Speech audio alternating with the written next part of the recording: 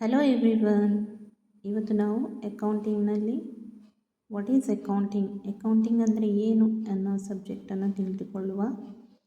Accounting is the process of recording, classifying and summarising financial transaction in a meaningful format to communicate the information to intended users to be able to make economic decision ಅಂತ ಹೇಳಿದರೆ, ನಾವು financial ಟ್ರಾನ್ಸಾಕ್ಷನನ್ನು meaningful format ಅಂದರೆ journal entries, leisure accounts, balance sheet, profit and loss account, ಹೀಗೆ ನಾವು communicate ಮಾಡಲಿಕ್ಕೆ, ಯೂಸರ್ಸಿಗೆ communicate ಮಾಡಲಿಕ್ಕೆ easy ಆಗಲಿಕ್ಕೆ ನಾವು ಮೀನಿಂಗ್ಫುಲ್ ಫಾರ್ಮ್ಯಾಟಲ್ಲಿ ನಾವು ಅದನ್ನು ರೆಕಾರ್ಡ್ ಮಾಡಿರ್ತೇವೆ.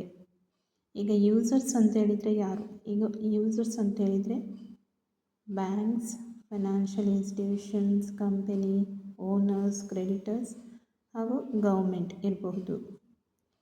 ಅವರಿಗೆ ಎಕನಾಮಿಕ್ ಡಿಸಿಷನ್ಸ್ ತಗೊಳ್ಳಿಕ್ಕೆ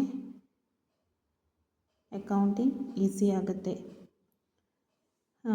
ಇನ್ನು ಮುಂದೆ ಪ್ರೊಸೀಜರ್ ಆಫ್ ಅಕೌಂಟಿಂಗ್ ನೋಡಿಕೊಳ್ಳೋಣ.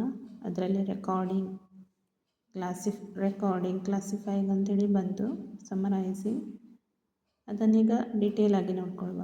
ರೆಕಾರ್ಡಿಂಗ್, ನಂತರ ಕ್ಲಾಸಿಫೈಯಿಂಗ್, ನಂತರ ಸಮರೈಸಿಂಗ್, ಅನಲೈಸಿಂಗ್, ಇಂಟರ್ಪ್ರಿಟಿಂಗ್ ಮತ್ತು ಕಮ್ಯುನಿಕೇಟಿಂಗ್. ಇದು ರೆಕಾರ್ಡಿಂಗ್, ಕ್ಲಾಸಿಫೈಯಿಂಗ್, ಸಮರೈಸಿಂಗ್ ಇದು ನಾವು ರೆಕಾರ್ಡ್ ಮಾಡಿರ್ತೇವೆ. ಕ್ಲಾಸಿಫೈ ಮೊದಲು ಜರ್ನಲಲ್ಲಿ ರೆಕಾರ್ಡ್ ಮಾಡ್ತೇವೆ ಮತ್ತು ಲೆಜರ್ ಎಂಟ್ರೀಸಲ್ಲಿ, ಲೆಜರ್ ಬುಕ್ಕಲ್ಲಿ ಅದನ್ನು ನಾವು ರೆಕಾರ್ಡ್ ಮಾಡ್ತೇವೆ. ಹಾಗೂ summarising, profit loss account, balance sheet, income and expenditure ಸ್ಟೇಟ್ಮೆಂಟಲ್ಲಿ, ಆಮೇಲೆ ಕ್ಯಾಶ್ ಅನಾಲಿಸಿಸ್, ಹಾಗೆ ಹಲವಾರು ಸ್ಟೆಪ್ಸ್ ಇಂಟರ್ಪ್ರೆಟ್ ಮಾಡ್ತೇವೆ ಮತ್ತು ನಾವು ಸ್ಟೇಕ್ ಹೋಲ್ಡರ್ಸ್ಗೆ ಕಮ್ಯುನಿಕೇಟ್ ಮಾಡ್ತೇವೆ.